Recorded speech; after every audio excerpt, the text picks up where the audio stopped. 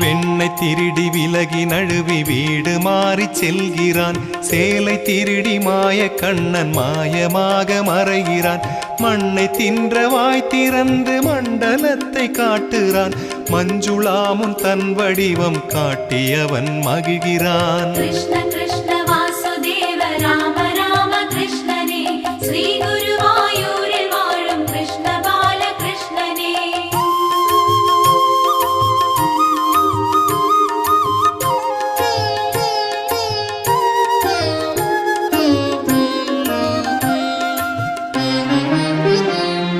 Govardhana Malai கொணர்ந்து கோகுலத்தை காத்தவன்.